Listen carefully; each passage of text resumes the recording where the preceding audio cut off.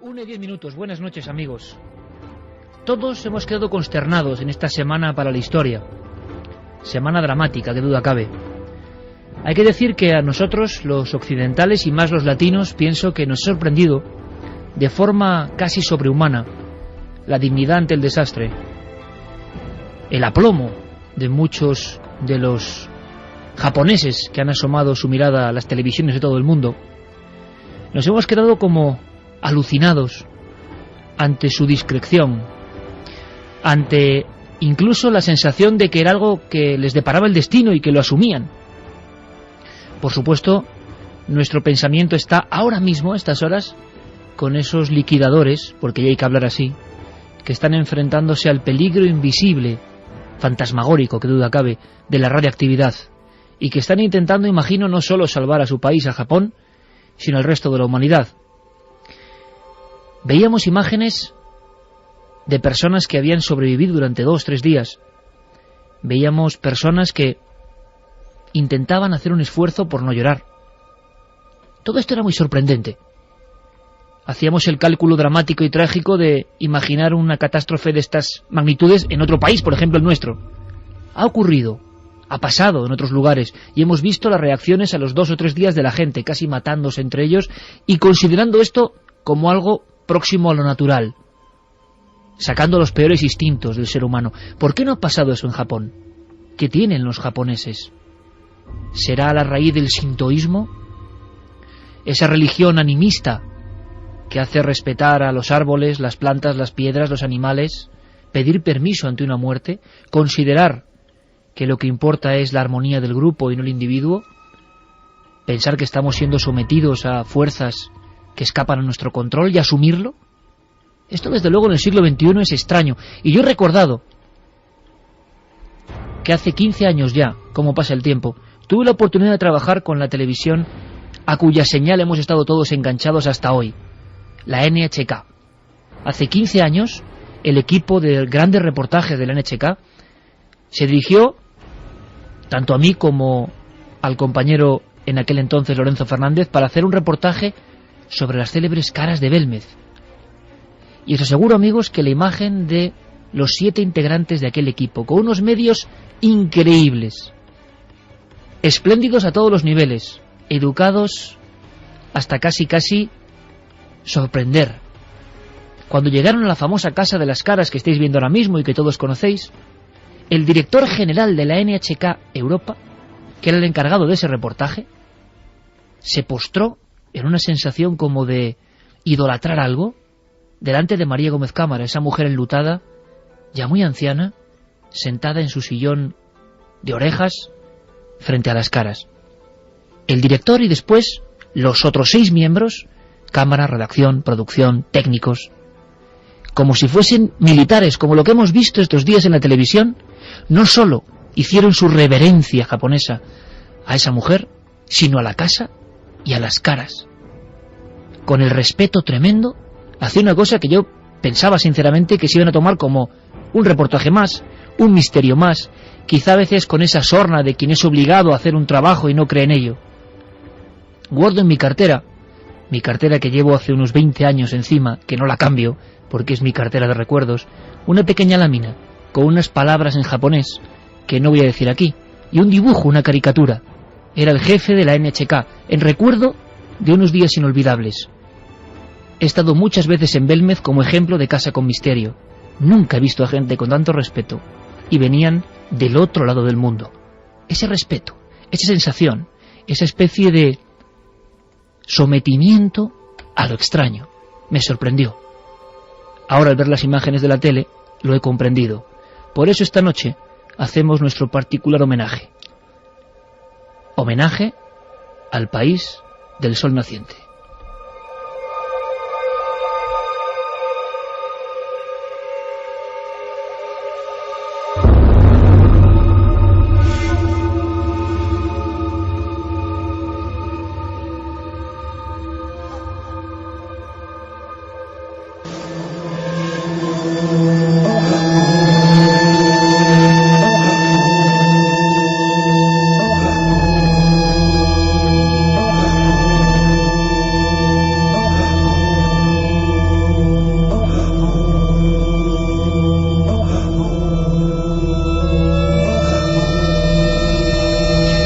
126 millones de habitantes, casi 7.000 islas. El símbolo sagrado, el Fujiyama, ese imponente monte, donde, por cierto, esta noche lo vamos a aprender, han pasado algunas cosas extrañas. El lugar donde cayeron las bombas de Nagasaki y Hiroshima. Lugares marcados dentro de esta isla llena de arqueología, de historias, mitos, fantasmas, videntes ciegos, llena de extrañas ruinas que nadie comprende, llena de sensaciones, por ejemplo, como ocurre en algunos templos, donde todavía hoy hay dibujos frescos de los yurei o los aparecidos. Creo que todo eso merece absolutamente la pena. ¿Por qué hay tanta distancia todavía con el país del sol naciente? ¿Por qué somos tan diferentes? Ante la tragedia nos damos cuenta, ¿verdad? Nuestro homenaje comienza en este preciso instante. Hemos tenido, además, la fortuna de contar con guías de excepción. Van a pasar muchos amigos por aquí. Uno de ellos es Juan Antonio Sanz. Él fue durante muchos años director de la delegación de la Agencia EFE en Japón. Y es un experto en todo lo que tiene que ver con los fantasmas japoneses, con los aparecidos, con los remanentes, con las sombras. Todo eso que el cine nos ha traído y que sorprende porque tiene algo, claro, la diferencia, que ellos lo creen de verdad. Él va a ser nuestro primer guía. Primer nombre para esta noche, para este viaje al que os invitamos. Un viaje a lo que no se cuenta posiblemente del país del sol. El primer término es yurei. Tenemos una figura muy semejante a los fantasmas de Occidente, son los llamados yurei. Los yurei son la evolución negativa de los que se conoce como rei-kon, que viene a ser como el alma o el espíritu. Si una persona fallece de muerte natural o si recibe los ritos funerarios preceptivos, no habrá problema y se convertirá, de acuerdo con el shintoísmo, que como sabemos eso es una de las religiones mayoritarias junto al budismo en Japón, se convierte, como decía, en un espíritu protector de la familia. Pero sin estos rituales, o si la muerte ha sido el resultado de un suicidio o un asesinato, entonces nos encontramos ante uno de esos yurei tan fielmente retratados en las películas de terror niponas, como recordemos Ring. Estos yurei tienen la capacidad de atravesar la tenue niebla que separa el más allá de nuestro mundo.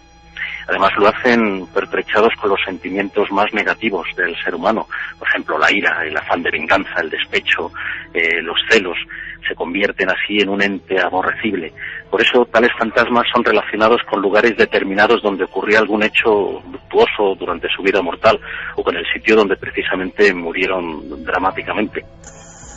En busca de una explicación. Iker Jiménez, Milenio 3.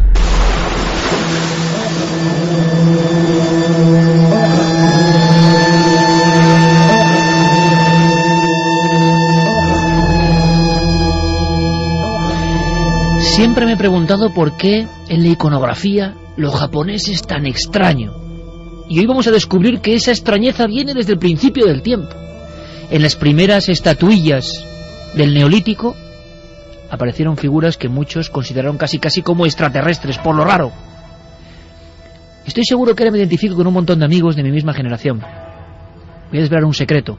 Aquel dibujo que tengo en mi cartera del director de reportajes de la NHK, televisión pública japonesa, era la semblanza de Mazinger Z. ¿Quién ha podido olvidar a Mazinger Z si es un niño nacido en los 70, no? Bueno, pues si os acordáis, las figuras que el autor Go Nagai utilizaba para generar monstruos mecánicos estaban inspirados, es increíble, en los antiguos mitos de fantasmas y monstruos japoneses. Y a los niños de España, y me gustaría saber si os pasó lo mismo, nos impactó de una forma muy especial. Las formas, los ojos, las tenazas, todo eso aparece desde la antigüedad, tiene un porqué. Es más, esta noche, a esta misma hora, tenéis la oportunidad, como siempre, de hacer este programa algo visual e interactivo.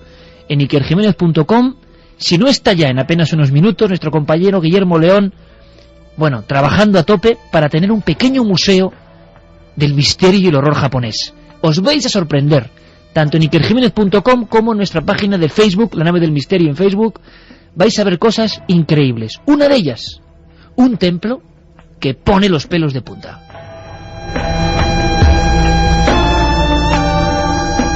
Un templo con recuerdos del siglo XIX, y de verdad que es para irse ahí y grabar. Carmen, buenas noches. Buenas madrugadas, Iker.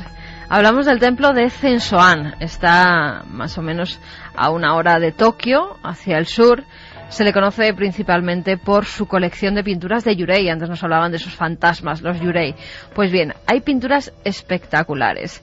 Algunas de ellas destacan porque están realizadas en seda, son del siglo XIX, Iker, y representan pues todo tipo de fantasmas diferentes. Solo se abren durante el mes de agosto, porque parece que en ese mes es cuando los espíritus están más cerca. Esa puerta entre el más acá y el más allá se abre y los espíritus están más cerca. Y es cuando en Japón además se cuentan más historias de fantasmas, cuando los abuelos reúnen a los nietos y les cuentan la historia de los Yurei. Además es un templo sintoísta, hablábamos antes del sintoísmo, Iker, y pues allí se reúnen para dar charlas. Y al parecer esta es una colección privada porque un antiguo narrador de historias, de cuentos, de leyendas sobre fantasmas se dedicó durante toda su vida a buscar esas representaciones. En Japón dicen que eres pintor o eres el más grande de los pintores. Eres pintor cuando haces pinturas normales. Cuando pintas a fantasmas es cuando te conviertes en un gran pintor, porque esas representaciones tienen que salir de la mente de los más grandes artistas. O sea, el artista se consagra cuando es capaz de expresar el terror. Y yo no sé si con palabras podemos definir las figuras que hoy están en ese templo de los Yurei, pero son aterradoras y mágicas al mismo tiempo. Tienen como algo de la extraña verdad, de la truculencia, ¿no?, de los aparecidos en Japón. Sí, además vamos a ir poniéndolas, Guillermo, tanto en ikerjimenez.com como en el muro de Facebook. Va a ir subiendo algunas de las fotografías de esos cuadros porque realmente son terroríficas. Tengo ante mí una mujer fantasmal con unas manos muy largas, huesudas. Dicen que se aparece cuando hace mal tiempo. Tiene, además, fíjate, los fantasmas en Japón lo representan siempre con el pelo como alborotado y como más de un ahogado, blancos, ¿no?, de los normales, ahogado a veces. el aspecto de una ahogada. También está el fantasma de una cantante callejera, así lo llaman. Tienen los ojos completamente en blanco si nos fijamos, y abajo, en vez de pies, normalmente a esos otros fantasmas japoneses no se les representan los pies, pues justo abajo tiene fuegos fatuos. Además parece que está flotando sobre el agua de un río.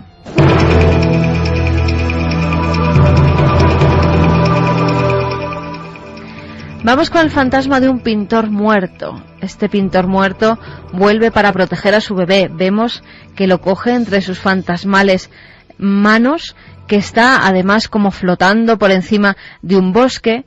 Al parecer quiere proteger a su bebé porque a él le asesinó el amante de su esposa y no quiere que haga lo mismo con su pequeño, con su hijo. Y este fantasma del siglo XIX, pintado en seda, está ahora mismo en una de las paredes de ese templo sintoísta. Una mujer que parece tener las costillas al aire, sus ojos están hacia abajo, el pelo lacio. Dicen que parece que esta mujer se derrite, porque verdaderamente es una obra que parece que va hacia abajo poco a poco, que la pintura se ha ido deshaciendo. Dan terror. Además, esta mujer parece que lo pasó realmente mal, tiene la boca hacia abajo en un gesto muy terrible y esos ojos blancos. Además, la piel, dicen que en ocasiones se transparenta, como esta aparición de una anciana, donde los fuegos fatuos también están a sus pies. Los representan con colores, esos fuegos fatuos azules, rojizos, verdosos, o el matrimonio, una pintura que se hace llamar el matrimonio. Se representa con un cráneo humano entre las manos y entre los dos, entre la mujer y el hombre. Él lleva un tocado funerario budista, hay que fijarse en esos detalles, y además, si nos fijamos mejor en su rostro, los dos tienen la cara roja, llena de sangre. Todo el equipo, Fermín Agustí, Carlos Largo, Coque Peinado, nuestro compañero Geray Martínez, al que le damos una especial bienvenida, con estas músicas que proceden de Japón y que parecen el mismísimo lamento de los Yurei. Santiago Camacho, buenas noches, compañero. Buenas noches, Iker. Tú también has aportado, por supuesto, tu conocimiento a esta colección con una iconografía aberrante y al mismo tiempo que sobrecoge, y qué difícil es que algo todavía nos dé miedo. Ahí está el éxito de los directores de cine japoneses que reincorporaron todo esto en los 90 a la escena cinematográfica. Me comunican mis compañeros que ya está todo en la web, ya está volcándose todo, y por lo tanto en este mismo instante, el 1:26, casi en la rampa de lanzamiento del viaje, queriéndonos ya marcharnos todos a Japón, podemos decir que vídeos de contacto ya al aire. Vamos a ver si tenemos mucha información de amigos de Japón, que conozcáis estos temas, y también vuestra opinión, por desgracia, ¿no?, de todo lo que está pasando. Esta noche es de homenaje para el país nipón. Vamos a dar las vías de contacto. Iker 27699, palabra clave milenio, espacio vuestros mensajes, milenio3 con número, @cadenaser.com, y como siempre www.cadenaser.com. Y como no, esta noche teníamos que tener un regalo especial. Películas japonesas, 3, de una película, la tengo aquí, vemos a una madre y a un hijo, se llama Mother. Él tiene pues una serie de enfermedades mentales, hay asesinatos, Iker, y la verdad es que es un thriller apasionante. Puro thriller japonés, para todos los que conecten con nosotros. Ya las imágenes en ikerjimenez.com, donde también está el debate de la semana. ¿Es esta explosión nuclear de Japón parecida a Chernóbil? ¿Puede ser un segundo Chernóbil? Llevamos una semana pegados al televisor, precisamente de la NHK. No sabemos si nos están contando toda la verdad o no. No sabemos qué está pasando. Sí sabemos que hay gente que con una dignidad tremenda está exponiendo sus vidas para sellar todo eso, para enfriar todo eso. Queremos vuestra opinión. Nosotros ya no sabemos ni qué pensar. Si ocurre cualquier cosa a lo largo de esta noche, por supuesto informaremos puntualmente. Ahora bien, en estos seres en los que se cree todavía en Japón, dicen que hay un contraste tremendo entre una generación que todavía vive 70, 80 años, que son muy tradicionales y que creen en todo esto. Hay una explosión de la gente más joven, hiper pegada a la tecnología. Es curioso el contraste, ¿verdad, amigos? El país de los fantasmas y de la creencia del sintoísmo es el país de la vanguardia tecnológica. Es curioso. Le preguntábamos a Juan Antonio Sanz por cómo defenderse de estos espectros, porque no solo hay que creer en ellos, sino la posibilidad de que a uno le ataquen, y eso pasa hoy. Decía Spielberg que la clave de los directores de cine japonés y su éxito es que precisamente el director estaba creyendo de verdad en lo que aparecía, y eso le daba una dimensión completamente distinta a la película, algo que por desgracia en Occidente yo creo que ya no podemos hacer. Nuestro guía desde Tokio nos habla de cómo se puede uno liberar, y los remedios dan casi tanto miedo como los propios aparecidos. Hay algunas costumbres para evadirse de los fantasmas. Se puede luchar contra los espectros con la ayuda de unos escritos sagrados sintoístas, se llaman nofura, que contienen el nombre de un kami. Los kami son los dioses en japonés. Estos papeles consagrados pues deben ponerse en la frente del yurei, del fantasma, para que tengan efecto, y también protegen a los hogares y los templos. Para que os fijéis hasta qué punto los espectros pueden interactuar con el ser humano. La puerta que divide el más allá del más acá es muy débil en Japón. Las descripciones son parecidas. A veces los fantasmas son una simple sombra partida por la mitad. Hay cabeza, pero no hay ojos ni boca. No hay orejas. Los brazos son 2 muñones. Y el cuerpo está partido a la altura del pecho. Y eso va avanzando y persiguiendo. Son la peor estirpe de los fantasmas. Fantasmas que pueden acabar con nosotros. Otra clase especial de criaturas horrendas o de fantasmas japoneses son los jikininki. Son unos fantasmas devoradores de hombres. Son los fantasmas de personas especialmente impías que se transforman en esta especie de zombies espectrales.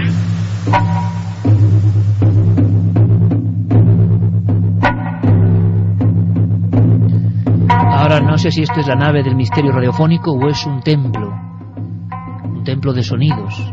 ¿Estáis en el templo, amigos, con nosotros?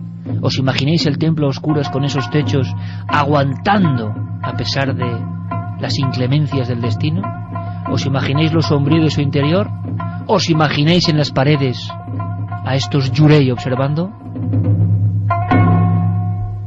¿Qué ¿Qué estarán pensando los yureis de todo lo que ha ocurrido en Japón?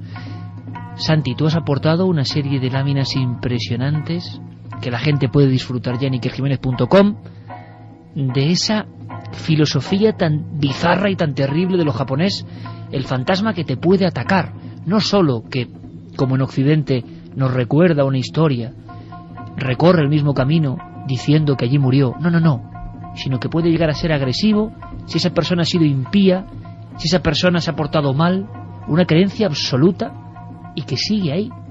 Y sigue ahí, y además muy metida en todo lo que es la cultura japonesa. Fíjate que el teatro kabuki, la forma escénica original de Japón, siempre ha tenido un componente sobrenatural importante. Y aún a día de hoy, cuando el público que va a una representación kabuki, el público japonés, que es experto en lo que está viendo, ve aparecer a una figura femenina de largos cabellos, con el kimono abrochado al revés, en vez de el lado derecho sobre el izquierdo, el lado izquierdo sobre el derecho. ¿Eso qué significa? Eso es así como se amortaja. Cuando te abrochan el kimono al revés, es para amortajarte, precisamente, generalmente en blanco, un kimono blanco abrochado al revés. Y ese kimono además es muy largo para que no se le vean los pies a la actriz, que además está entrenada para caminar como si se deslizara, como esos fantasmas sin pies que representa la mitología japonesa. Cuando aparece una de esas figuras, todavía un estremecimiento recorre las plateas de los teatros de Japón.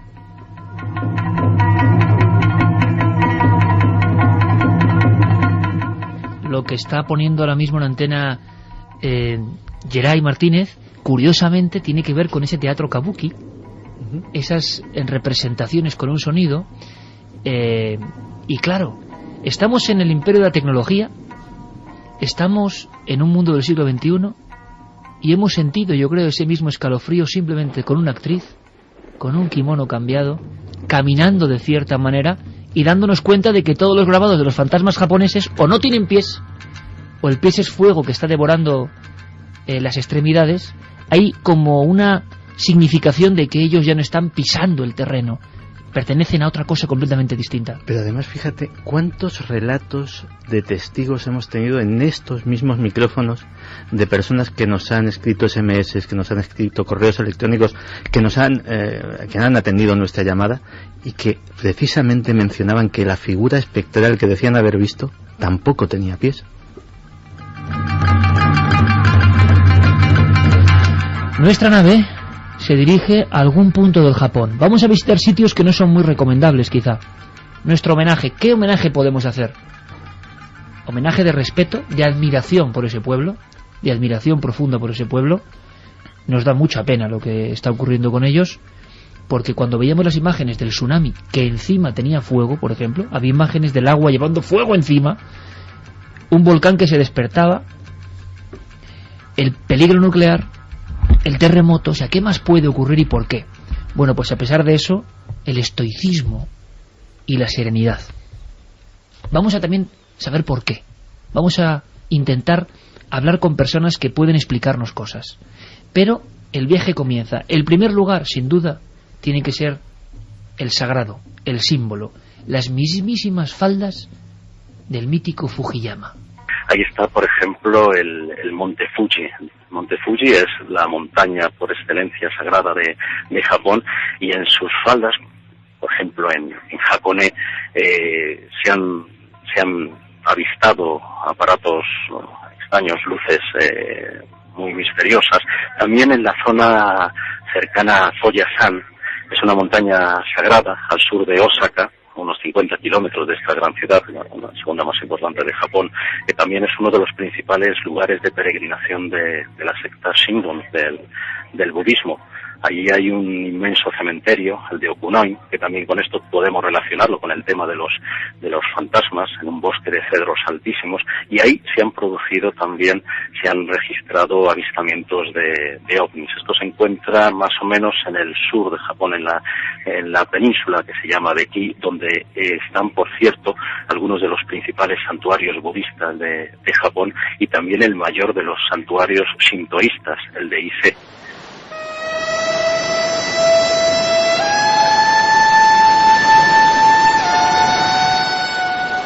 ¿Tendrá algo que ver la mentalidad profunda del japonés con su visión del más allá? Le hemos preguntado al doctor Cabrera, evidentemente, desde su punto de vista psiquiátrico y su conocimiento, ¿cómo interpreta él todo esto que está ocurriendo? Todo lo que está pasando. ¿Por qué este proceder tan curioso para todos nosotros? La mentalidad japonesa ante este desastre y ante todos los desastres que han tenido en la historia es siempre la misma. Es el estoicismo, es el abandono al destino, es el control de las emociones y sobre todo es el culto al sacrificio y en una cosa muy especial que los occidentales no entendemos. El individuo no es nada en comparación con el grupo. Todo se subordina al grupo y así es como hay que entender cómo se han enfrentado a este desastre de la naturaleza y al riesgo nuclear ahora mismo. José, podemos decir que, digamos, el comportamiento que ha tenido la población japonesa ante el tsunami y el pánico nuclear, tenemos que aprender nosotros los occidentales, en general todo el mundo, ante este comportamiento. Es una lección, digamos. Bueno, los japoneses, que en otras cosas, digamos que han hecho alarde de una fiereza importante, como en la Segunda Guerra Mundial, en esto nos han dado una lección general. Es decir, la capacidad de aguantar el destino que están teniendo en estos instantes es encomiable. Es decir, yo creo que en ningún país, sobre todo occidental, estaríamos a la altura de este espíritu de sacrificio, es decir, de esta disciplina, de este control de la tristeza y de aceptar que la naturaleza, cuando golpea, golpea y no va a ser menos el golpe porque lloremos más.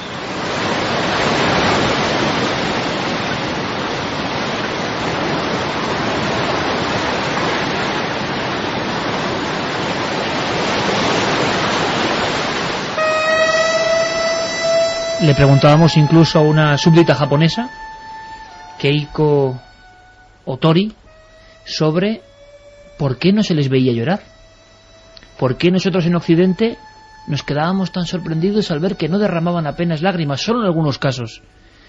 Estaban viviendo el desastre más increíble que nadie puede imaginar y sus ojos prácticamente secos.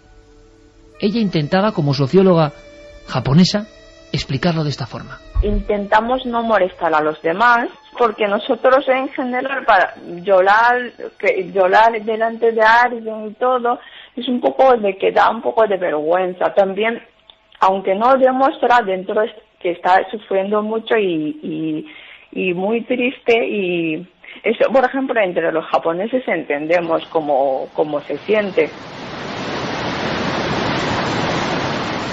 Lo que quizá es más difícil de imaginar o comprender o sentir, Santi, es algunos pequeños juegos que parecen juegos de niños, que son juegos terroríficos. Hay una serie, por ejemplo, y esto viene desde la más remota antigüedad de Japón, de muñecos y muñecas que son la viva imagen del horror, por lo menos para un occidental. Pues sí, tú imagínate una pequeña muñeca tradicional japonesa vestida con su kimono, perfectamente peinada, que no dice aparentemente nada, que está en un altarcito en el templo de Manenji, en Hokkaido, pero que cuando los visitantes preguntan a los monjes cuál es la historia de la muñeca, se pueden llevar una de las mayores sorpresas de su vida. La historia comienza en 1917. Un joven en Hokkaido pues está en el mercado, un joven de 17 años, y decide comprarle una muñeca a su hermanita pequeña de 3 años que está enferma. Elige esta muñeca, se la lleva, y la pequeña Okiku, que es como se llamaba la jovencita, bueno, la niña en este caso, pues la adopta automáticamente como su bien más preciado, la lleva a todos sitios, la peina, la viste, la cuida. El problema es que Japón estaba siendo, como todo el mundo en aquel momento, azotado por la terrorífica epidemia de gripe de 1918. La niña, que ya había tenido problemas de salud, había sido una niña de salud frágil, automáticamente contrae esta terrible enfermedad y muere como tantos millones de personas murieron víctima de aquella epidemia. Según los ritos japoneses, la niña es incinerada y junto a ella son quemados todas sus pertenencias, kimonos, juguetes. El problema es que el dolor de la madre era tan intenso que se renunciaba a tener que darlo todo sin quedarse con un solo recuerdo, y se quedó con la muñeca. Aquella muñeca que según el ritual tenía que haber estado allí, quedó en manos de la familia. Por lo tanto, ya deshizo una de las normas férreas de la cultura japonesa. Sí, sí. Tenía que incinerarse todo eso. Efectivamente. Pasaron los días y la muñeca empezó a sufrir una transformación que al principio parecía que era la imaginación de la madre sumamente dolorida por la muerte de su hija, pero que luego pudo ser perfectamente medible, y nunca mejor dicho. El cabello de la muñeca, de una longitud estándar, normal, empezó a crecer de una manera imperceptible, casi como crece el cabello de las personas. Cuando ya la muñeca, esa diminuta mata de pelo, no es una muñeca muy grande, le llegaba a sus rodillas, lógicamente esta madre empezó a alarmarse y pidió ayuda a los monjes del monasterio de Manenji.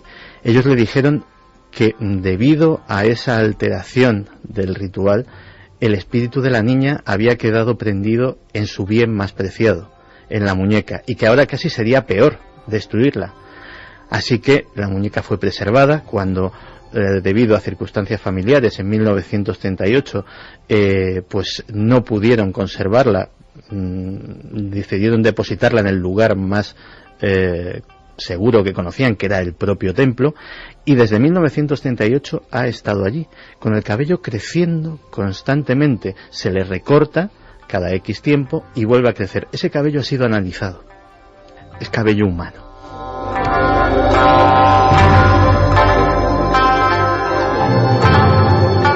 Es sin duda una de las fotos más impresionantes de este recorrido por el Japón de los misterios.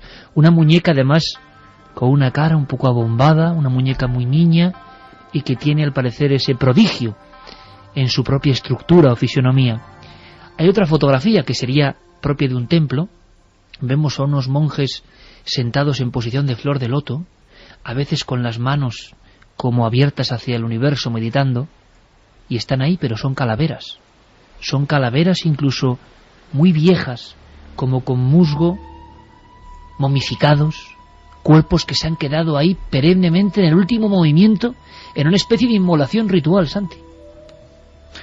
Pues sí, es una costumbre sumamente antigua y sumamente impresionante, porque estamos hablando de monjes que deciden convertirse en un momento dado de sus vidas, cuando ya son muy ancianos, cuando ya deciden que han cumplido su ciclo en la vida, como último alarde, no sería la palabra, pero como última muestra de santidad, deciden demostrar la pureza de su meditación y la pureza de su intención de alcanzar el nirvana, convirtiéndose ellos mismos en momias.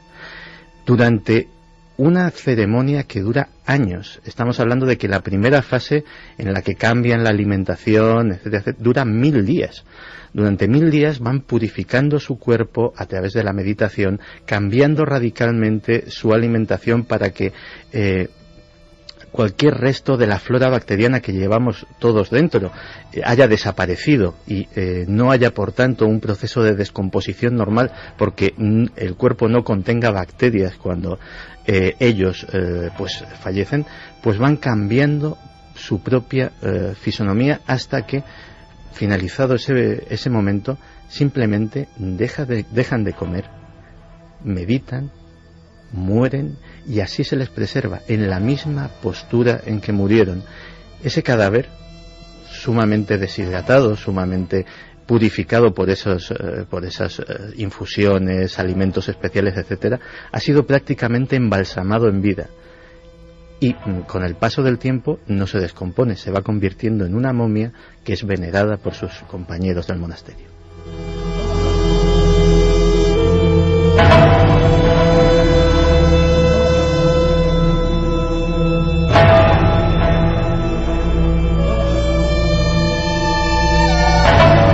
Una y 45 minutos, un lugar que por desgracia para los japoneses es como un estigma, ¿no? No quieren mostrarlo, es difícil, hay imágenes muy impresionantes y tiene una lógica todo esto. porque se está convirtiendo en un bosque donde la muerte es casi como un árbol más que atrapa a los viandantes. Un bosque maldito que existe, que aparece en los informes policiales, en cuyas fotografías se pueden ver a personas humanas que no son atrezo ni muñecos. Un bosque que da auténtico pavor.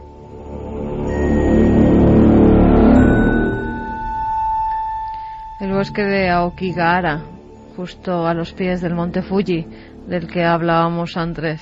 Un bosque donde nada más entrar ya hay un cartel que pone: tu vida es valiosa y te ha sido otorgada por tus padres. Por favor, piensa en ellos, en tus hermanos e hijos. Por favor, busca ayuda y no atravieses este lugar solo.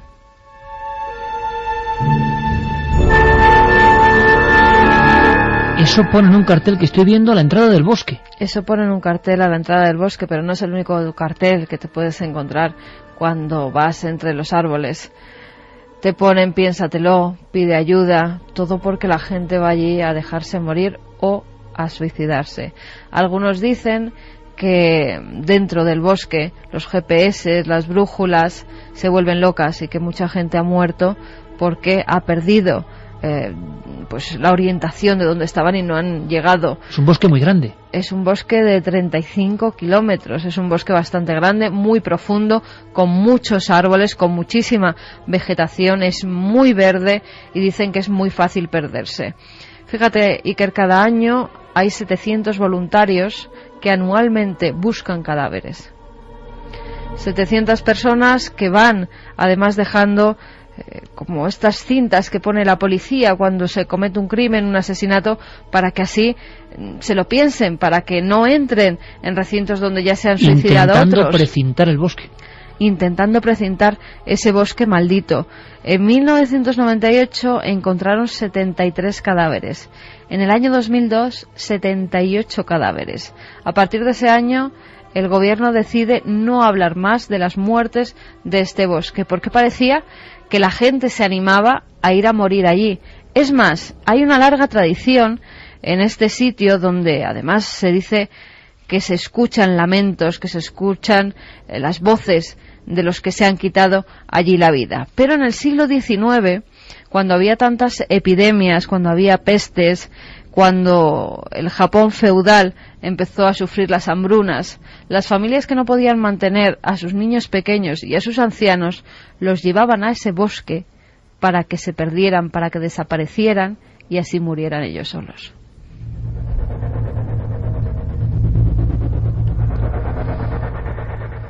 Tienen un verdadero problema porque se cree que es el segundo lugar del mundo donde más suicidios se producen. Después del Golden Gate en San Francisco, pues este es el segundo lugar, Iker.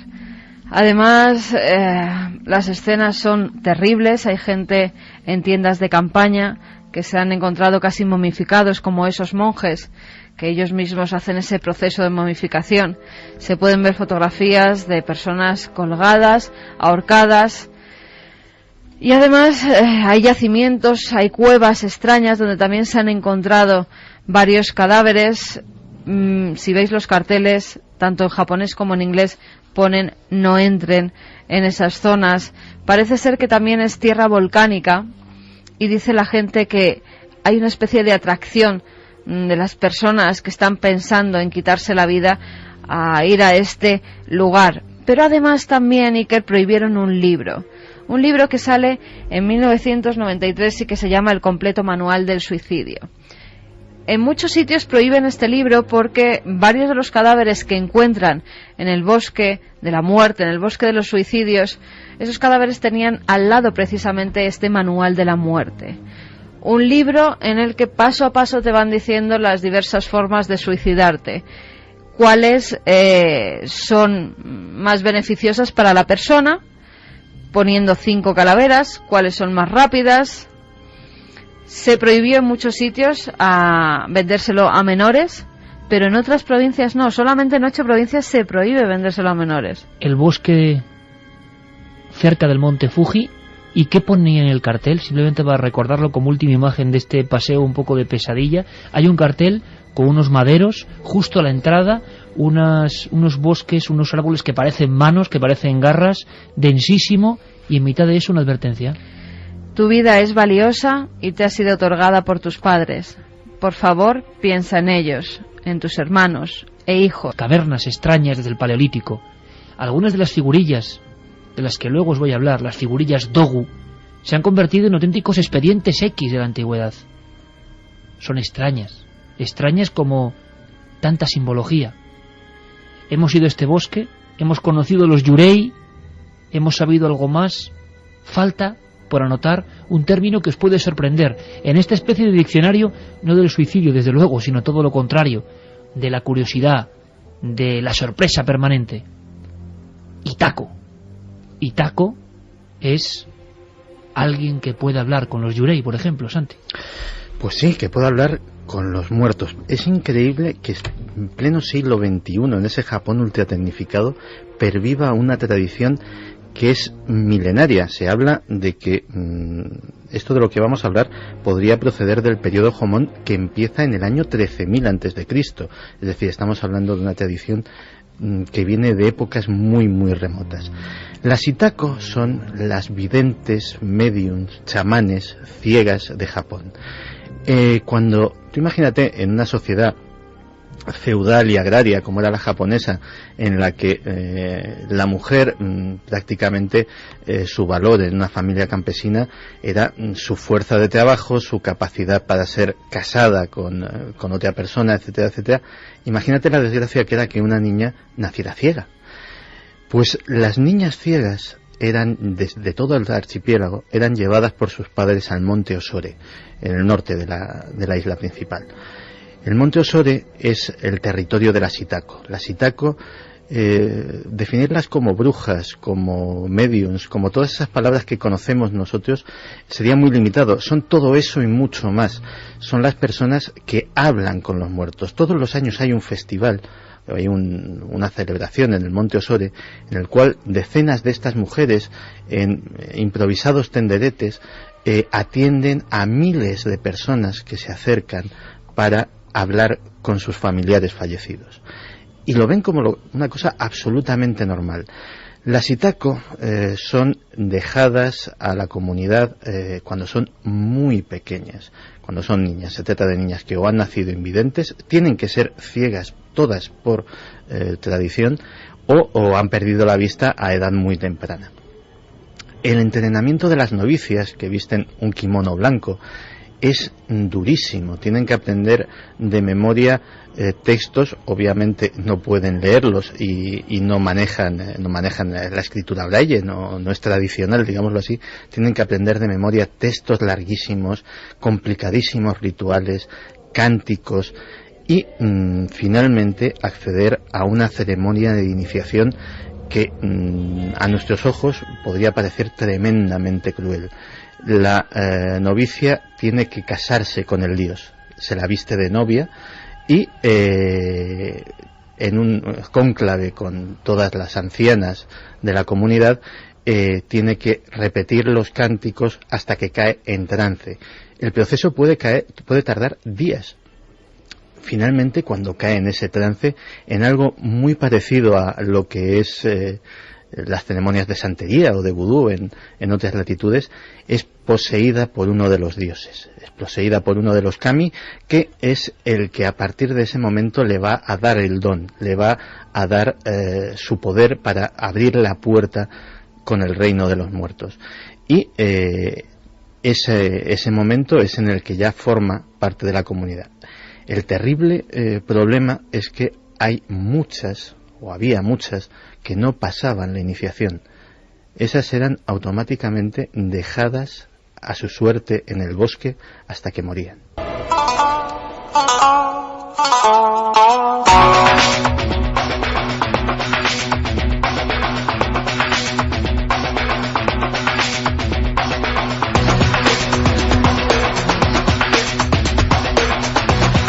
Vamos con mensajes. Fíjate, nos hacen llegar un mail donde Makiko, que es una japonesa que está residiendo en Madrid, pues quiere que hagamos una cosa. El proyecto de las 1000 grullas. El proyecto consiste en que Sabéis que los japoneses hacen esas figuras de papel, ¿verdad? De origami, exactamente. Pero eso de noticia la han mandado ahora, porque creo que lo han conseguido ya, ¿no? Lo de hacer 1000 grullas. Nos lo han mandado ahora, pero es que cada 1000 grullas se convierte en un deseo. Con lo cual, cuantas más grullas se hagan, pues más deseos va a haber. Con lo cual, lo repetimos. http://las1000grullas.wordpress.com. Con que ponga las 1000 grullas con número, le va a salir. Y así ayudamos todos a Makiko, que es una japonesa que vive en Madrid. Mira, hablábamos de dibujos, pues también nuestros oyentes nos mandan dibujos pensando en Japón. Además, con esos ojos casi blancos, de los fantasmas como un símbolo japoneses. Dos símbolos clarísimos, gracias. Esos ojos sin pupila y lo de dejar morir en el bosque. Son dos cosas que parece que acompañan el ancestro y el mundo espiritual de Japón. Es un dibujo, Iker, de Clara Barcia. Lo pondremos en la redacción. Vamos con más mensajes. Nos decían, solo una precisión, el kabuki es originario del siglo XVI. Posiblemente lo estáis confundiendo con el teatro, no, anterior al siglo XIII. Pues nos decía gracias por Orto. ayudarnos. Sí, señor. Pedro desde Yecla, sencillamente las imágenes de las láminas son siniestras. Las estoy viendo y se me ponen los pelos de punta. Un saludo a todos y no cambiéis nunca. Tienen esa facultad. Estamos acostumbrados a todo, y un dibujo del siglo XIX, por ejemplo, nos pone la carne de gallina. Hay algo mágico ahí, no me digáis que no. Grego desde Puerto Llano dice que en Occidente nunca podremos llegar a creer lo mismo que en Oriente, ya que nosotros no tenemos esa cultura tan ancestral y misteriosa. Sergio, que nos decía, buenas noches milenarios, soy Sergio de Fuenlabrada. Siempre me he sentido muy atraído por la cultura asiática. Quizá es porque mi tatarabuela era una china que se casó con un español en la época de las colonias. ¿Sabéis que hubo una expedición japonesa que trajo japoneses en la época de Felipe II? Por eso hay muchos españoles en Andalucía que se apellidan Japón. Magnolia de Córdoba, el pueblo japonés está dando una lección al mundo. Sin duda. Solidaridad con todos ellos y mi admiración. Merecen el respeto y la ayuda de todos. Puede que la tierra se esté rebelando. Hagámosle caso. Teníamos una encuesta puesta ahí para saber más o menos qué pensaba nuestro público. En ikerjiménez.com, debate de la semana, nos encontramos ante un nuevo Chernóbil. Sí, 45,5%, no, 54,5%. Bueno, pues para estar muy atentos de todo lo que está pasando en Libia, por ejemplo, o también en esa central que se ha convertido, bueno, pues casi en un ojo, en un objetivo de todo el mundo, ¿no? En Fukushima. Ahora vienen nuestros compañeros con todas las noticias, por supuesto. Y nosotros seguimos el menú. La astroarqueología increíble, la criptozoología, los seres absolutamente espectrales, los lugares malditos, todo eso y mucho más. Japón, homenaje, Milenio 3. Música misteriosa y extraña, en palabras de nuestro compañero Jerem Martínez. Tiene algo esta música, porque mezcla lo ancestral, lo moderno, llega a lo más profundo del alma, sobre todo, por supuesto, de los japoneses. Y tenemos nosotros esta banda sonora como muy imbricada en nuestra memoria para hablar de cosas tan gráficas, porque todo lo que hemos contado hasta ahora tiene algo. Es, a pesar de que sea radio, tremendamente visual. Estamos imaginando los espectros japoneses. Esta noche es la de la gran luna, superluna, luna que ilumina el camino de muchos espectros en la creencia del antiguo Japón. Fijaos, seguimos nuestro viaje, seguimos nuestro trayecto a ese Japón oscuro, profundo, desconocido, eterno y auténtico. Ellos no lo esconden, ellos no lo niegan, ellos no se avergüenzan. Es la gran diferencia con nosotros, ¿no creéis?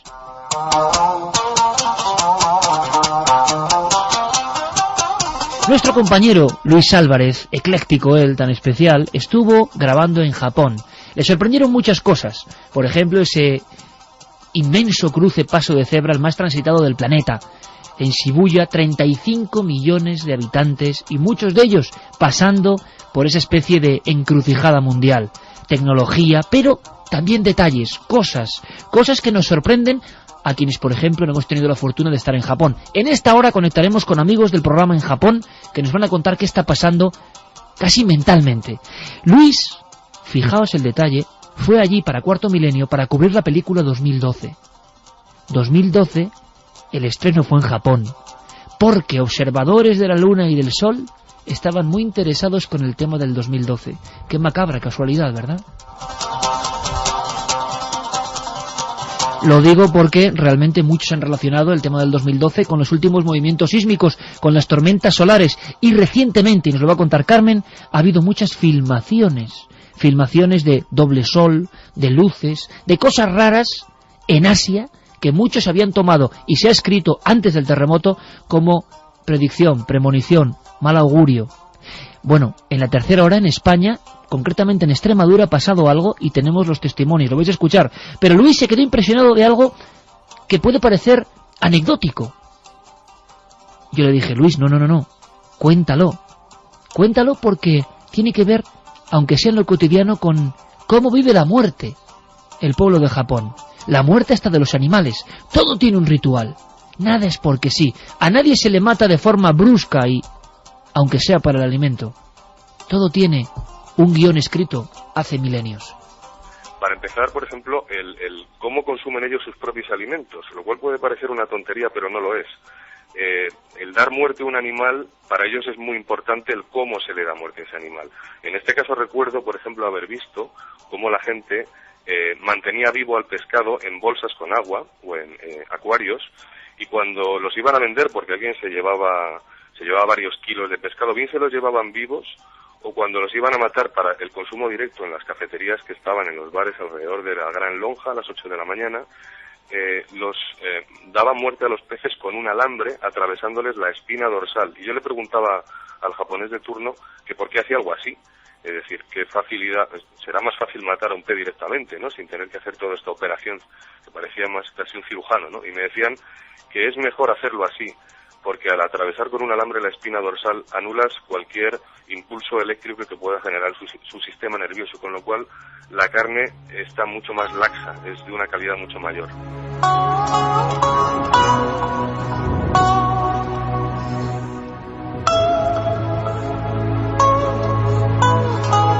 Estamos sobrevolando casi esas inmensas praderas, esos bosques frondosos, esa cúpula del Fujiyama de nieve perpetua, ese cuadro del Japón milenario, antiquísimo, donde viven las principales marcas de electrodomésticos, de tecnología, de satélites, de robots, y al mismo tiempo los kimonos blancos, el signo de la mortaja, o como me comentaba Santiago Camacho, esas itaco ciegas que a veces manejan como si fuesen cuentas de un rosario, colmillos de diente de lobo, porque el lobo es el animal protector, el psicopompo, el conectador que nos lleva al otro lado. 2012 era el objetivo de esa película, terrible. Mañana, por cierto, en Cuarto Milenio vamos a contar algunas profecías, entre comillas, por supuesto, algunas cinematográficas, que tienen que ver con todo lo que ha pasado en Japón. Deseamos que todo vaya bien, que se salga de esta pesadilla, pero es curioso cómo hace tan solo unos meses se presentaba esa película de grandes catástrofes en el epicentro de Tokio, 2012, y lo hacían con astrónomos. Ellos le contaban a Luis que estaban observando extraños movimientos en el sol, estaban cambiando cosas. Alguno le llegó a decir que podía haber fortísimos seísmos. Los astrónomos que entrevistamos de la Universidad de Tokio pusieron de manifiesto algo que nosotros, por el momento, al menos yo, no barajaba como una de las teorías o hipótesis sobre el fin del mundo, ese fin del mundo maya, ¿no?, que hablan del 2012. Y era el Sol. Ellos hablaban del Sol insistentemente, de hecho. Hablaban de que estábamos en un periodo de muy baja actividad solar, arrastrábamos demasiados años de ese ciclo solar de baja actividad, y que cuando despertara el Sol podría traer ciertas catástrofes. Yo, sinceramente, lo tomé como algo, bueno, pues que quizá ellos podrían estar equivocados, ¿no? Pero me llamó mucho la atención cómo estaban muy pendientes de los astros, no solo del Sol, también de la Luna. En una noche como la de hoy, en la que tenemos una maravillosa luna llena, ¿no?, la más cercana desde 1992, desde hace 20 años, la más grande quizá, es para tener en cuenta también el hecho de que, ya digo, después de este rodaje, observar cómo esa última tormenta solar del 14 de febrero y las que han llegado después, no sé si han provocado las catástrofes que se han vivido en Japón, porque eso quizá no lo sepamos jamás, o quizás tenga que ser los expertos los que mejor lo digan, pero no deja de ser una coincidencia un tanto inquietante, ¿no? Llegaron hace muchos años, hace miles de años, a las costas de Japón. Los antiguos habitantes, casi entre el Paleolítico y el Neolítico, los adoraron. Nadie sabe ni quiénes son ni a quién representan. Teorías muy diversas. Podéis ver en ikerjimenez.com y en nuestra página de Facebook, a través de ikerjimenez.com podéis ingresar en la nave del misterio, unas joyas de la antigüedad, unas joyas extrañísimas, hechas en cerámica, con ojos globulares, ojos que parecen como de reptiles o anfibios, pero que están en una hibridación extrañísima en el cuerpo de un ser humano. A veces los tienen los pies cortados, a veces son una especie de tenazas, y muchos los llamaron directamente astronautas de la antigüedad.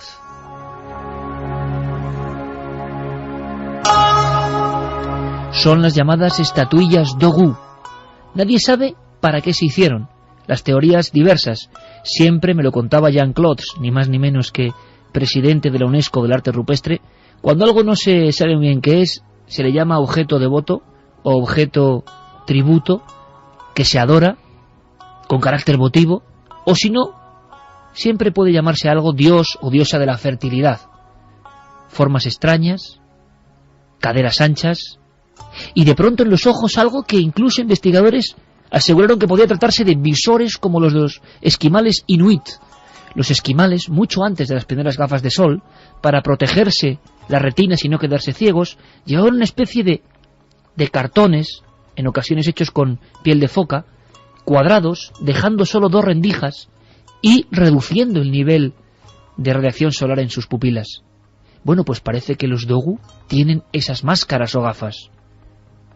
Pero hace tantos siglos, tantos milenios, ¿quiénes son los Dogu? Se lo preguntábamos a Javier Sierra.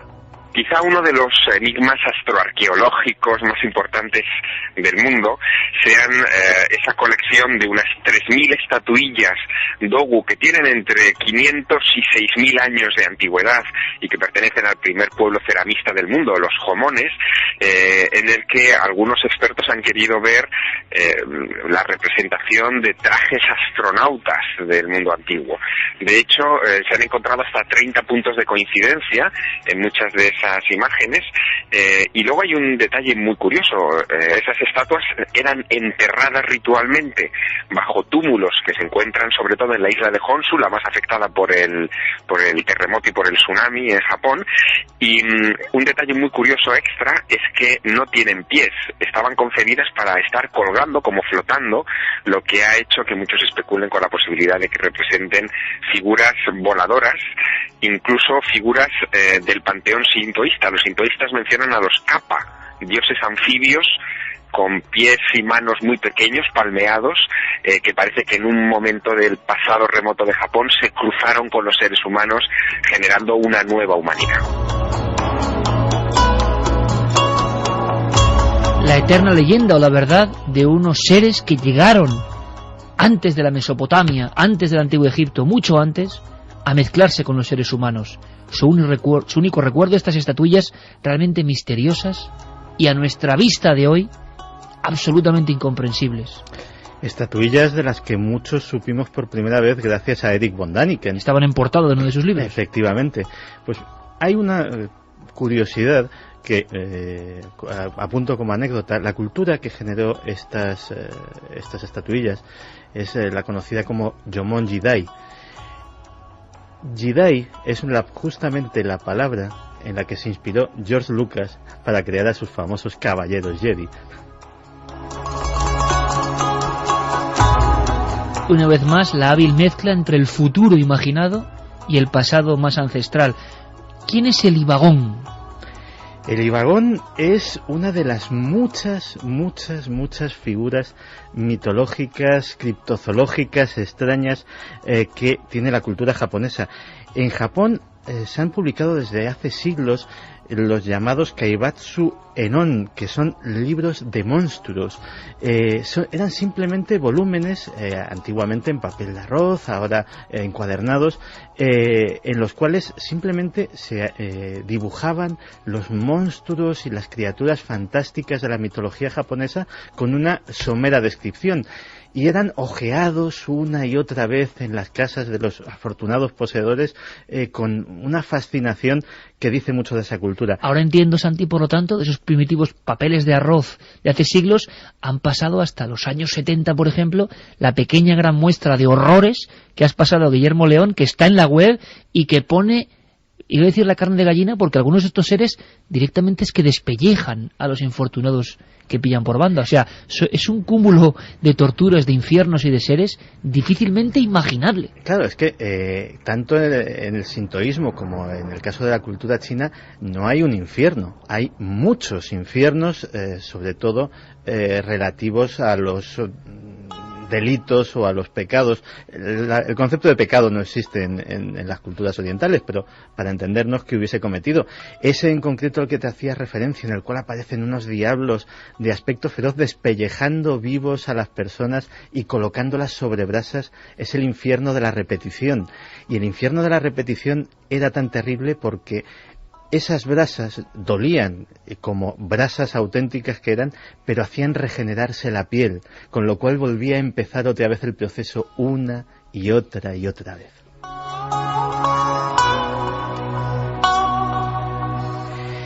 Y en esos libros de monstruos pues aparecen muchos ejemplos, y uno de ellos, quizá el más notable, porque, ahora contaremos la historia, es el Ibagón, que es, por entendernos, el yeti japonés. Es una criatura que se describe como mitad mono, es un hombre mono, mitad hombre, no muy alta, sí muy corpulenta y sobre todo tremendamente fuerte.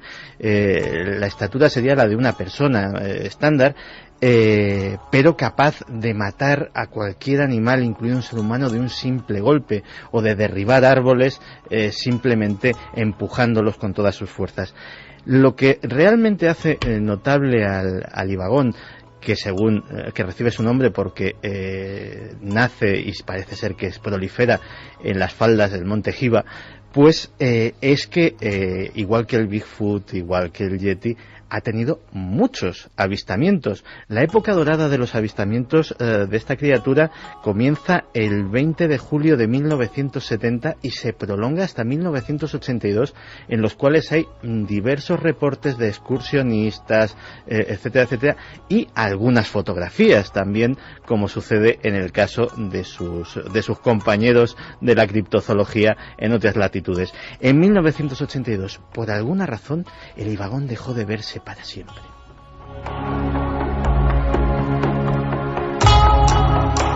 No sabemos si cerca de las costas japonesas seguirán estando ahí, con todo lo que ha ocurrido, las más polémicas ruinas encontradas sumergidas en los últimos tiempos. Se hablaba incluso de lugar del continente perdido de Mu, se hablaba de un trozo de la Atlántida.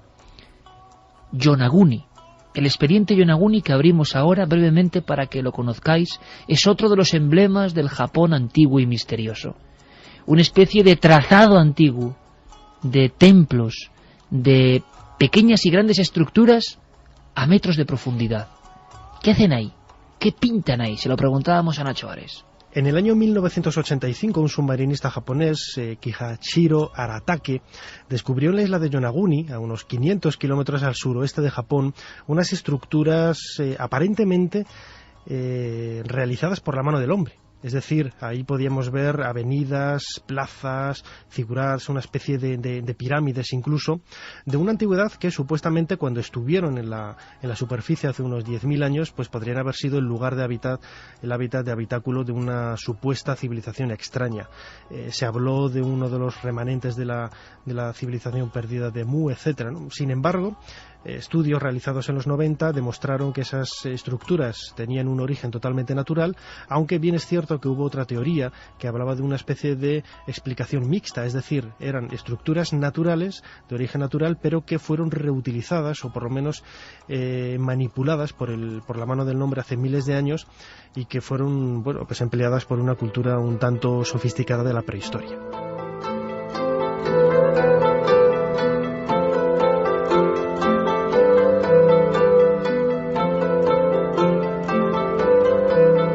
Y por supuesto tenemos que hablar de los críptidos, ese mundo que tanto le gusta a amigo Santiago Camacho, y también a muchos buenos amigos zoólogos. Las profundidades, sobre todo marinas de Japón, esas islas maravillosas, tienen muchos tesoros en su interior. Algunos son tesoros abisales, y cuando emergen es como si de pronto otras criaturas que parecen extraterrestres, desconocidas para el hombre, lejanas de nosotros durante miles de años y a veces miles de metros, que surgen. Tiburones de formas increíbles, alucinantes, y otras criaturas incluso anteriores, más antiguas. Todo un experto en criptozoología, pero científico y zoólogo, Fernando González Siches, nos habla de, por ejemplo, las míticas sirenas, falsas, auténticas, del Japón.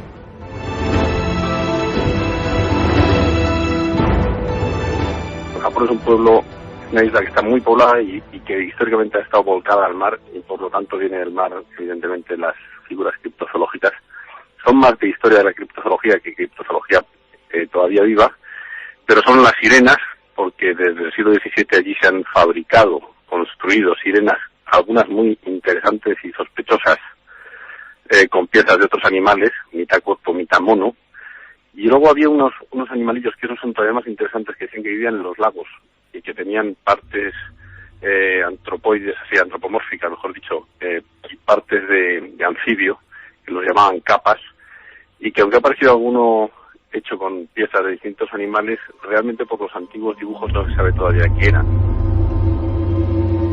Esto pasa mucho en la criptozoología. Antiguos tratados, testigos marineros, por ejemplo, primitivos naturalistas que dejan señal de dibujos del dorso, de, por ejemplo, algunas criaturas que se han recogido. No se sabe bien qué son, se puede pensar en fantasías del tiempo, pero algunas parece que tienen cierta coherencia. Los kappa, se ha hablado toda la vida de los extraños kappa, peligrosos, y yo no sé si este es el críptido más famoso, Santi, o todavía alguno más bizarro que nos puede erizar el cabello, ¿no? Solo con su descripción. Sí, la verdad es que yo creo que lo más terrorífico, sobre todo porque su existencia está puesta en duda, es decir, no estamos hablando de algo estrictamente mitológico, sino que hay varias fotografías apócrifas. Está ahí en esa interfase de algunos críptidos que están ahí, que algunos se descubren, otros no. Multitud de testimonios. Es el Tsuchinoko. Bajo este nombre se oculta una criatura difícil de catalogar. Es la que antes me has definido en redacción.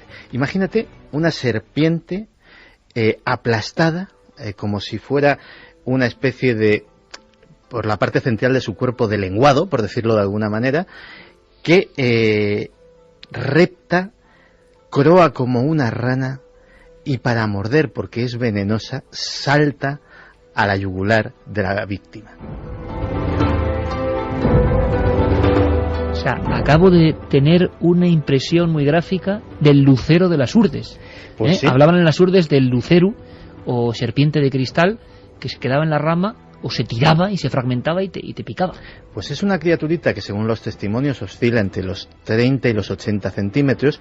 Y fíjate, hay tal controversia en el mundo zoológico y criptozoológico japonés sobre su existencia, sobre si esas fotografías y testimonios son apócrifos o no, que hay una recompensa por la captura de un ejemplar vivo. ¿Vigente hoy? Hay una recompensa vigente de 100 millones de yens, aproximadamente $1 millón, para hacernos una idea al cambio.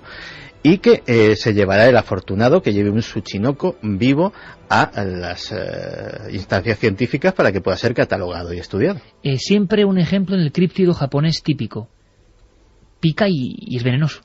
Sí, y parece ser que en este caso la picadura es completamente mortal.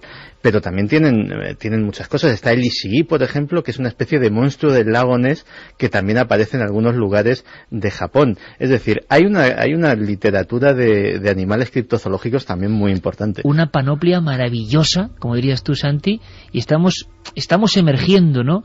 Y estamos observando de esas profundidades, sacando arriba, como en bombonas de oxígeno, un sinfín de mitos, de leyendas, quizá de realidades, pero que conforman ese tesoro auténtico, ¿no?, que es el pensamiento en el tiempo, la antropología pura, que por fortuna en Japón han sabido conservar, y que es tan distinta de la nuestra, y que por eso con nuestros ojos, cuando la miramos, sentimos de todo, porque es otro mundo, en mi opinión maravilloso, por cierto.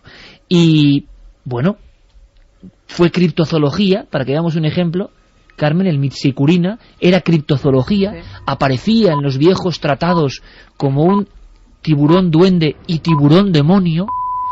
Hasta 1908 se discutía pues como una fantasía, y ahora ya es una realidad. Como y además, gigante, claro, ¿no? una realidad que ha pasado o se había observado en Japón en vida. Hay filmaciones increíbles que hemos puesto en alguna ocasión en televisión del Mitsukurina atacando a un submarinista y sacando esa mandíbula que parece la mandíbula de alguien directamente.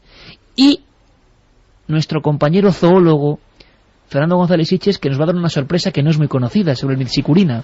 ¿Queréis escucharle? El tiburón duende es uno de los tiburones, el tiburón goblin, como le llaman también, es uno de los tiburones más impactantes físicamente. Tiene un morro proyectable, tiene una nariz muy larga y una mandíbula que se proyecta, y es muy impactante visualmente, pero es un animal que vive en el abismo marino hasta 700 metros, desde 100 a 700, y que se alimenta allí en el fondo de animales blanditos. No es nada peligroso para el hombre, pero sí es muy interesante como criatura, porque como todo el abismo está muy poco conocido, es muy poco conocido. Y tanto es así que ahora que en Japón con todo esto ha salido el tiburón duende a relucir, nosotros lo tenemos en España, en nuestro Cantábrico y toda la costa atlántica. Tenemos tiburones goblin que de vez en cuando salen a superficie porque algún rastrero los engancha, y que solamente por su aspecto ya de por sí llama la atención y generan inmediatamente todo tipo de especulaciones y leyendas, como si estuviéramos todavía en el siglo XIX.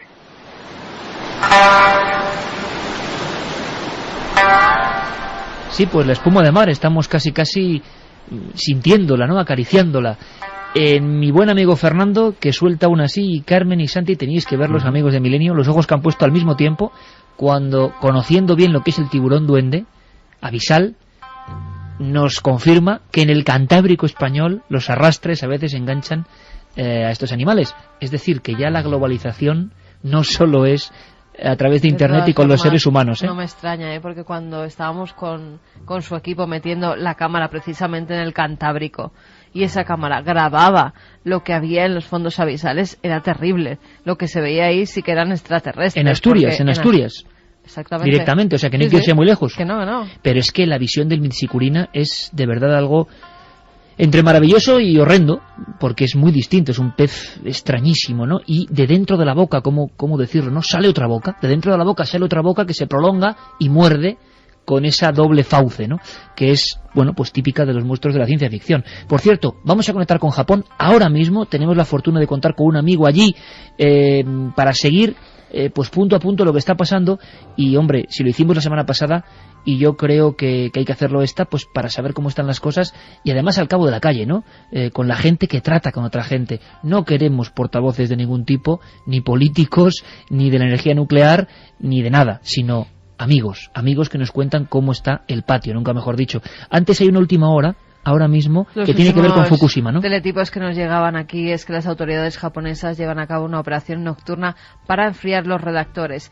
Dice el teletipo que están echando agua, que al parecer ha retornado la energía eléctrica y ha conseguido enfriar uno de los reactores dañados, que el Departamento de Bomberos de Tokio ha estado lanzando agua sobre el reactor número 3 en una operación que ha durado más de 13 horas.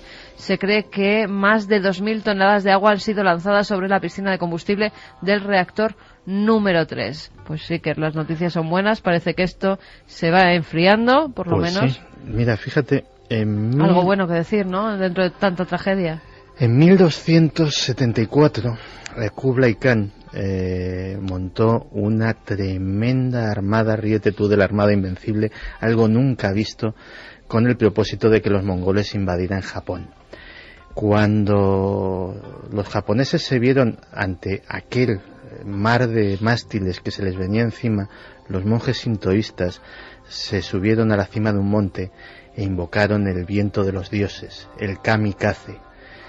Y ese viento de los dioses en forma de tifón se llevó por delante toda la armada de Kublai Khan.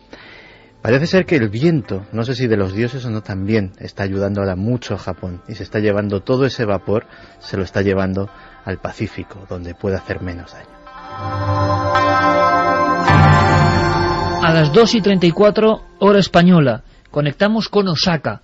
Ahí está José Luis Vilardell. Yo le agradezco mucho que esté a estas horas, no sé exactamente qué hora se nos saca ahora mismo, nos lo va a decir él, para contarnos, para hacernos un poco de notario de lo que está pasando. José Luis, buenas noches, amigo. Hola, buenas noches, Iker. José Luis, muchas gracias por atendernos.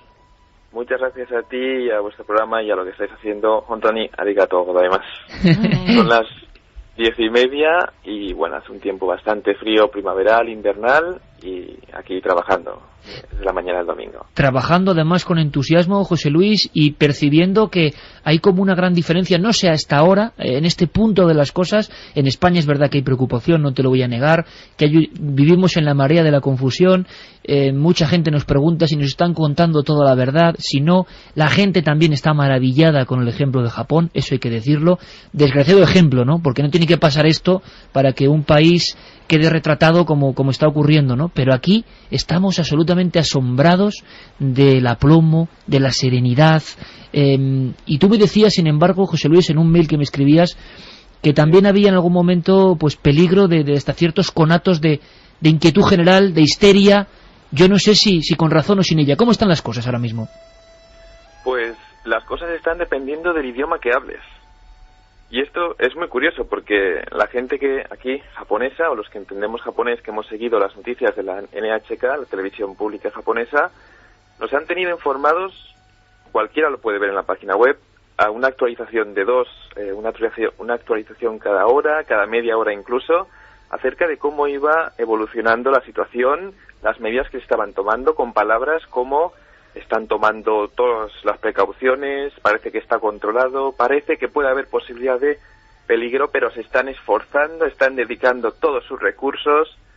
Te vas a la prensa en español o en inglés, te vas a la prensa extranjera y te encuentras con fusión, núcleo, reactor, explosión, evacuación, Japón vive su peor crisis. ¿Por qué crees que ocurre esto, José Luis? ¿Por qué crees que está pasando? ¿Esta diferencia de la perspectiva es interesada o es por cómo son los japoneses y cómo somos los occidentales? Pues yo creo que radica mucho en cómo son los japoneses, que creo que están dando ya la lección, actúan en unión, en comunión, intentan mantener la calma, y cómo somos en el extranjero, que buscamos la noticia, la individualidad, sobresalir por encima de los demás, ir más allá, llevar esto a un tema sensacionalista, a crear fenómeno, catástrofe sobre catástrofe. Creo que radica esencialmente en eso. Y hay miedo, José Luis, lo que pasa es que la radioactividad, a diferencia de cualquier otra catástrofe, esa invisibilidad, ¿no? Y esa sensación de opacidad en la información.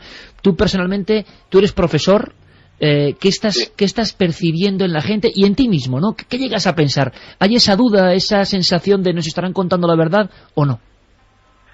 Pues esto ha ido cambiando mucho. El día 11, si quieres que te cuente un poquito, el día 11 que, bueno, hubo todo la noticia, el terremoto y todo, y el día 12 hubo un terremoto, pero auténtico de información, gente copiando cosas que no eran, no sabías de dónde venían. Empecé a leer todo en español, me entraba el pánico, tenía miedo, tenía ganas de irme de Japón directamente, y luego pensé, a ver, un momento, ¿qué está pasando? Voy a leer lo que dice la prensa japonesa. Y ahí empecé un poco a tranquilizarme. Y esto puedes pensar, bueno, solo me estoy preocupando, ¿qué consecuencias puede tener esto en la gente, no? Pues bueno, trabajo también en 2 radios, en FM Kokoro y FM YY, una radio local de Kobe, y también en la escuela internacional, en la que tenemos pues franceses, alemanes, españoles, ingleses. La plantilla de profesores ha desaparecido, los nativos. Han evacuado, se han ido a su país en estado de pánico. He hablado con ellos y les he dicho, a ver, ¿qué está ocurriendo? Mira las noticias, por favor, que están diciendo, que están haciendo, que esto no va a ser, que ha salido gente de Tokio, profesores, hablando acerca de que mantengamos la calma. Y lo que me responden, en estado de pánico total, me dicen, tú no sé, te quedas aquí, pero el gobierno nos está mintiendo. Y aquí hay fisión, hay fusión nuclear, hay peligro, y esto es un Chernóbil 2. Así me lo contaban. Y luego, he ido a inmigración a ver qué estaba pasando por allí, porque tenía que hacer trámites con mi visado. No pude hacer trámites. Había una cola de 300 personas. Han cambiado incluso las leyes, las normas que rigen los permisos de salida y de entrada del país, porque tienes que pedir un permiso antes de salir del país. Y toda la gente pidiendo el permiso, han aflojado un poco las normas para que la gente que quiera evacuar, que se vaya sin tantos problemas de extensión de permiso de residencia o de visado o de otros trámites. Oye, José ¿no? Luis, y la descripción es una fotografía que yo creo que es clarísima, ¿no?, de cómo en la comunidad de extranjeros ha calado fuerte el pánico, y al revés, y del pueblo japonés, ¿qué viñeta o diapositiva nos podrías contar que más te ha sorprendido ante el desastre y ante el temor? ¿Qué te ha llamado la atención? Porque a nosotros, por ejemplo, y lo hemos estado analizando en esta hora y 40 que llevamos de homenaje a Japón, la ausencia casi de lágrimas, la ausencia de gestos como de histeria, ¿no?, o de aspaviento, la tranquilidad, el aplomo, la serenidad, nos ha llamado tanto la atención ante el desastre de nivel catastrófico, no solo nuclear, ¿no?, sino lo que ha venido. A ti que estás allí, ¿qué te ha llamado, a pesar de todo, a pesar de tu conocimiento, la atención de la gente de Japón? Pues aquí hay una palabra que tranquiliza mucho, y es que es Ganbarimashou, que significa vamos todos juntos a esforzarnos, a superar esto. Y todos, la gente de los más media, mangakas, gente que se dedica a escribir manga, autores de libros, televisión, todo pues con la misma palabra. Ganbarimashou, calmémonos, que no pasa nada, que vamos todos juntos a superar esto. La gente no llora, pero estamos realmente tristes. Es realmente, más que el reactor, nos preocupa muchísimo y muy, muy, muy tristes el hecho de los refugiados que no están llegando bien. Bueno, ya parece que está llegando ya todo bien, pero es realmente triste. Preguntaba también a gente más de la calle, ¿no? Aquello que vas a comer a restaurantes y preguntas al tendero y le dices, oye, ¿qué te parece esta situación, no? Me comentaba que Japón le preocupaba mucho porque tenía la imagen de Hiroshima y Nagasaki, de la bomba, y algunos japoneses que no estaban muy en el tema pensaban en el reactor, en nuclear, en Hiroshima, Nagasaki, como que iba a explotar. Y les preocupaba mucho que la generación que tenemos ahora, de japoneses jóvenes, que ha nacido y se ha criado, y los padres también, en un mundo de Japón totalmente de paz y serenidad, que les preocupaba a ver si seríamos capaces de afrontar esta situación como los japoneses de antaño, ¿no?, que estaban más preparados para las crisis. O sea, a pesar del cataclismo, no es imagen solamente que llega por las noticias, es una realidad que se vive, esa serenidad y ese ejemplo, ¿no?, de todos juntos a afrontar el problema. Nos parece realmente bella historia dentro de la catástrofe. José Luis desde Osaka, José Luis Vilardell, compañero de la radio en Japón, ni más ni menos, y que lo ha demostrado porque creo que con una total naturalidad nos ha contado algunas cosas. Por cierto, que se comentaba, José Luis, me lo comentaba Santi en las últimas noticias, que sí que había algunos datos, yo no sé si esto es preocupante o no, de yodo en algunas vías de agua de Tokio. ¿Esto también allí se está comentando o son cosas que solo se comentan en Europa? No he leído nada acerca de la contaminación del agua, pero sí que he leído acerca de que Fukushima ha dejado de exportar leche y ha dejado de exportar espinacas y otras verduras, porque se han detectado niveles de radiación que, aunque no son inmediatamente peligrosos, sí que, superan los niveles normales de radiación en becquerels, me parece que era la forma en que lo medían. José Luis, yo lo que espero es que si ocurren cosas, por desgracia en este aspecto Japón es noticia por lo que es, pero nosotros por eso esta noche queremos hacer un programa hablando de historia, hablando de arqueología, hablando de mitos y hablando de cosas que pueden interesar y dar otra imagen y comprender la riqueza antropológica, etnográfica y misteriosa alucinante y que tenéis ahí tan viva, ¿no?, que eso sí que nos da envidia. Pues yo creo que sería muy bonito que si ocurren cosas, en 7 días, por favor, podamos volver a conectar y nos hagas de corresponsal pisando la calle y hablando con la gente, que es lo que nos interesa. Te mando un abrazo muy fuerte, todo el equipo. Gracias por ser nuestro enlace allí en Japón, José Luis. Un abrazo a vosotros, muchas gracias por la forma en que enfocáis todo. Gracias. Gracias a ti. Un beso, José Luis.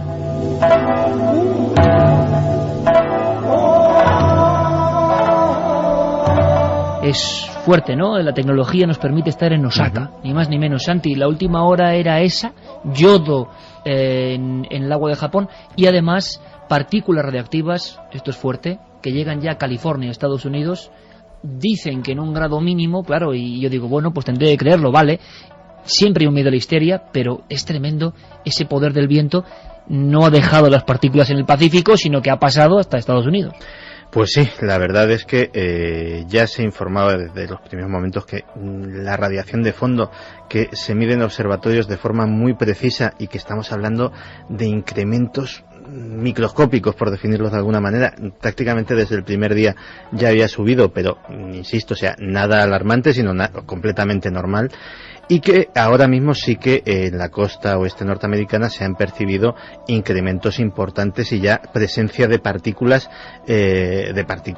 radioactivas, también en proporciones muy bajas. Lo mismo que el agua de grifo, el agua de consumo de Tokio, que tiene lo que podríamos decir trazas. Para hacernos una idea, el agua de Tokio estaría contaminada de yodo radioactivo en la misma medida que el agua de Madrid de cocaína, que efectivamente hay trazas, pero evidentemente no tiene ningún efecto sobre los que la bebemos o nos bañamos con ella. Eso de momento. Bueno, esperemos si que el no. tráfico de Madrid no pensarías lo mismo, Santi. Vamos a hacer una cosa. Enseguida el túnel del tiempo, que tiene mucho que ver con el concepto catástrofe, por desgracia, pero es así. Extraterrestres y catástrofe. Menuda mezcla.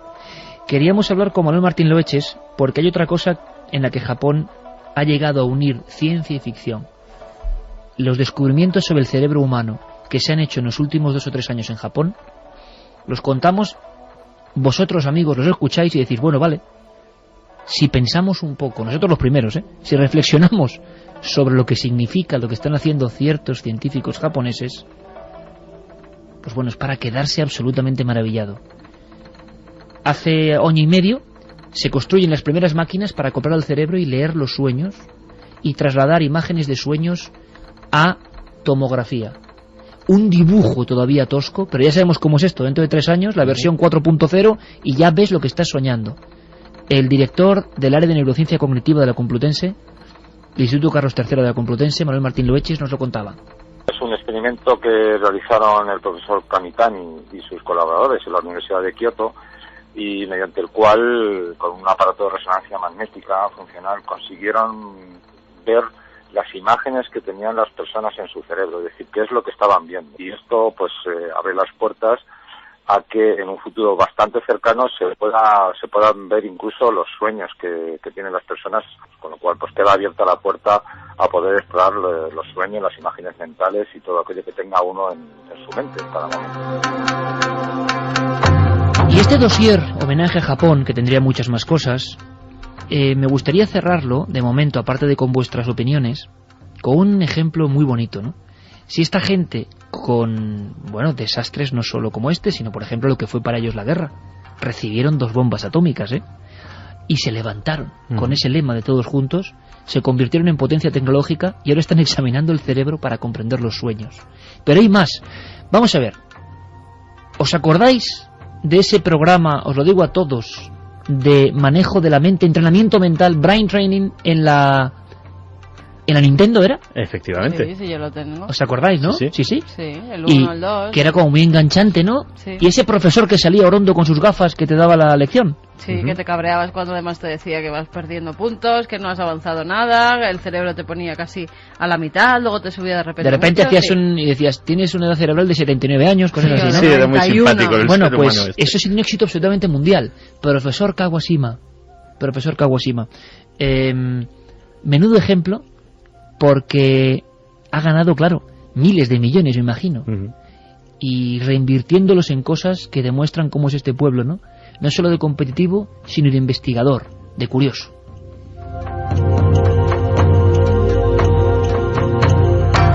El profesor Kawashima, Ryuta Kawashima, que trabaja en la Universidad de Tohoku, que está, por cierto, bastante cerca de donde ha sido el epicentro del terremoto de Japón, bueno, pues hay que decir de él que es uno de los mejores científicos del cerebro de todo el mundo, que es el inventor de la Brain Training, del programa Brain Training, que ha sido todo un éxito mundial y cuyos beneficios, esto da una muestra de cómo son los japoneses, de cómo son los científicos de Japón. Los beneficios que el profesor Kawashima ha obtenido los ha invertido todos en investigación, en contratar personal, crear un nuevo centro de investigación, y todo ello dedicado a profundizar en el cerebro con muchas ideas innovadoras, sobre todo pues en sus investigaciones sobre el envejecimiento, incluso sobre la conducción, porque este profesor es bastante atrevido y ha hecho estudios conduciendo una moto, que además la conducía él mientras se registraba su actividad cerebral con una técnica innovadora que están desarrollando ellos, que es la tomografía óptica, con la que se ve el flujo sanguíneo en el cerebro y además lo han desarrollado para que se pueda hacer portátil.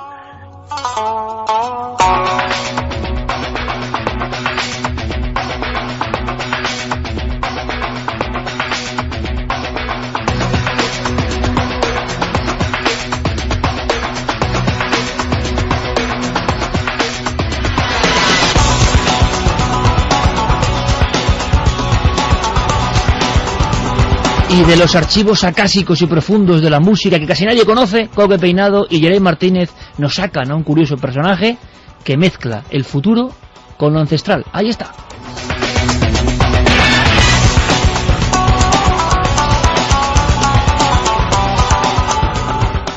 Pues vamos primero con los datos de la encuesta. IkerJiménez.com, podéis seguir votando durante toda la semana. Nos encontramos ante un nuevo Chernóbil. 54,4% opina que no y 45,6% que sí.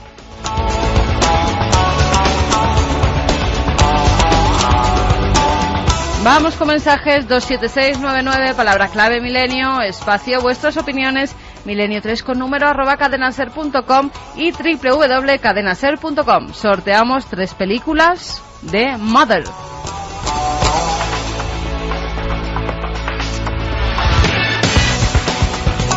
En Carni de Lucena nos decía, el anteponer el bien común sobre el propio es lo que están haciendo esos liquidadores. Un ejemplo. José de Málaga, la verdad es que me da mucho miedo. Si esto pasara en España sería un caos total. En cierta forma, admiro a los japoneses. Ojalá se repongan pronto. Buenas madrugadas, Iker, Carmen, Santi y su gran equipo de Milenio 3. Mi nombre es Arturo y los escribo desde México. Para mí el anime y manga han hecho que los jóvenes conozcan la cultura japonesa, ya que sus historias están basadas en su cultura y leyendas. Otra forma, ¿no?, de trasladar todo esto ancestral, estos dibujos de seda del siglo XIX, que eran inicio de nuestro templo de los fantasmas, a la pura y dura actualidad de los jóvenes. Pablo nos decía, hola amigos, quería expresar mi profunda admiración por la civilización japonesa. Ver cómo se están comportando en estos momentos me hace ver el tremendo respeto que tienen por los demás. El orden y la disciplina que impera en su sociedad me provocan envidia. Sinceramente yo creo que deberíamos tomar ejemplo de todos ellos. Están años luz de nosotros y no tecnológicamente hablando, que también, sino humanamente hablando. Mi más profundo y sincero respeto para esta fascinante cultura. ¡Fuerza Japón! Pues fíjate que ese mensaje, que seguro que es hilazón de muchos mensajes, sentido de muchos mensajes hoy, un pueblo con miles de muertos, un pueblo arrasado por todas las tragedias que podemos imaginar en un solo día. Y sin embargo, a ojos del mundo, ¿cómo se puede decir envidia? Yo lo entiendo perfectamente, porque estamos viendo cómo se comporta la gente en nuestro mundo, estamos viendo los valores que imperan en nuestro mundo y estamos viendo a esa gente. Sí, envidia quizás se puede decir. Antonio nos escribe desde Mallorca, es vigilante y nos dice que referente a lo del gran desastre de Japón, que ha estado hablando con un amigo y el proyecto HARP ha salido a la luz. ¿Puede tener algo que ver? ¿Para cuándo un programa aquí? Pues cuando nos inviten, Antonio. O sea que cuando nos inviten iremos a Mallorca, encantados de la vida. Encantados. Y si nos llevan una ensaimada también, genial, en Mallorca. Sí, qué buenas, sí. HARP. Bueno, pues la gran conspiración que teníamos que iba a surgir y que está ahí, y que es verdad que todo el mundo habla de ella, o una parte de los conspiranoicos hablan de ella. A mí lo que me sorprende es que mucha gente, sin ningún tipo de filtro, ya da como por hecho que HARP, primero, que existe para lo que dice la leyenda, y segundo, que lo ha empleado. Hombre, que lo emplee Estados Unidos contra Japón. Es que la historia se ha vuelto loca, o que ya nadie tiene ningún motivo de nada, pero vamos. No, en este caso además, para que surja, vamos, surgió con lo de Haití, el nombre de HARP ha surgido en diversas ocasiones. Va a surgir ya siempre que pase cualquier cosa. Sí, en esta, para más INRI, resulta que hay un individuo bastante célebre en el mundo conspiranoico, digámoslo así, que es Benjamin Fulford, que... siempre nombres... por enjundia. Pues este Fulford, de hecho, la familia Fulford fue una de la principal accionista durante muchos años de General Electric, que es precisamente, posiblemente, la empresa que más ha invertido y que más ha investigado en el tema nuclear, tanto civil como militar. Y este es el que acusa a Harp de que algo ha hecho. Claro, el problema es que Fulford no acusa, es que vaticinaba. En un vídeo de finales de 2008, él decía que importantes personajes, porque él es japonés, o sea, es de origen canadiense, pero está nacionalizado japonés, y digamos que tiene su residencia allí, y conoce y se mueve bastante bien en determinados ambientes importantes, porque ya te digo que viene de una familia de alto copete de Japón. Y él decía que sus contactos le habían dicho que la oligarquía, Illuminati, llámalo como quieras, que maneja el mundo, había amenazado a Japón con su máquina de hacer terremotos, léase el HAARP. Vamos a ver, puede ser verdad, yo hace mucho tiempo me juré a mí mismo que no iba a decir delante de este micrófono nada que no pudiera probar en un tribunal. Y por lo tanto no lo voy a entrar a valorar. Pero solamente hago una pequeña reflexión. En Japón ha habido un tsunami. La palabra tsunami es japonesa. Es decir, eso ya de por sí nos tiene que indicar algo, que no es tan extraño que suceda, a lo mejor no en esa magnitud. Es decir, quiero decir que el hecho de que haya un tsunami en Japón no hay que buscarle 3 pies al gato, es una cosa que sucede con relativa frecuencia. Es el país mejor preparado para aguantar los seísmos, porque es el país que más seísmos tiene. Mañana, de todas formas, Santi, en Cuarto Milenio veremos a este hombre, sabremos algunas cosas más, y de profecías es verdad, de los años 30 y por ahí, que marcaban el punto exacto donde iba a ser el cataclismo. Esto es curioso, pero eso lo veremos mañana en esa continuación televisiva que tenemos. Vamos con más mensajes. Ismael desde Tenerife decía: quizá esa ancestral forma de comunicarse con los muertos sea lo que dé a los japoneses ese temple y educación para afrontar catástrofes como la que están viviendo. Edu Vilore nos dice: la Tierra se ha desplazado milímetros, a la larga no será nada bueno. Las mareas, la luna, la rotación, será apocalíptico. Zerid Gwen, en la mitología japonesa, cuando alguien moría sin honor, era lanzado al precipicio eterno, del que solo podía salir para buscar ayuda, pero con la condición de no mostrar su rostro por vergüenza. Qué mensaje más chulo. ¿Sí? Precipicio eterno. Sí. Joder, qué conceptos, ¿no? Esta gente tiene una simbología tan potente, ¿verdad? Tan arquetípica, tan fuerte. Jonay Rodríguez desde Canarias nos decía que las representaciones de fantasmas japoneses son impresionantes, que dan mucho respeto porque parece que conectan con algo de nuestro interior. Con el inconsciente, con el puro inconsciente, ahí están. Seguimos, vías de contacto, repetimos, Carmen. 27699, palabra clave milenio, espacio vuestros mensajes, milenio3 con número @ cadenaser.com y www.cadenaser.com, que sorteamos 3 DVDs de la película Mother, donde hay un chico con una serie de problemas mentales, una madre y asesinatos por en medio. Espero que no salga el bosque ese. Vamos a hacer una cosa. Yurei, prácticamente cerramos nuestro homenaje a Japón con estas músicas que ya hemos redescubierto y que tienen un ritmo tremendo, un ritmo como de Yurei, ¿no? ¿De qué va a ir el túnel del tiempo? El túnel del tiempo, que va a empezar a las 3 con nuestro compañero Diego Marañón, en el fondo yo le pedí esta investigación porque hila un tema que nos interesa, extraterrestres, cataclismo. ¿Seréis capaces de adivinar de qué estamos hablando? Extraterrestres, cataclismo, mensaje, salvación. Os pongo solo un sonido, es un mantra. Yo he escuchado este sonido en vivo y también me ponía los pelos de punta. ¿Es una religión? ¿Es una creencia? ¿Es una advertencia? ¿Se ha cumplido lo que decían? Este es el sonido.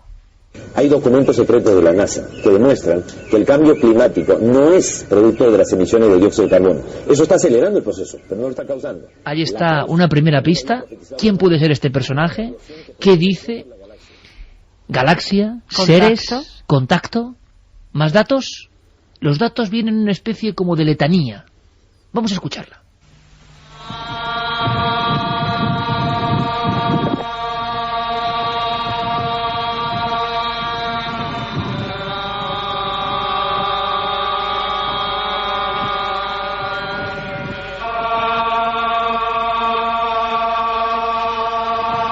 En un desierto, mirando a los cielos, esperando que ocurra algo. ¿Sabéis de qué estamos hablando? Yo creo que el tema merece la pena. Un mantra y una idea de historia apocalíptica.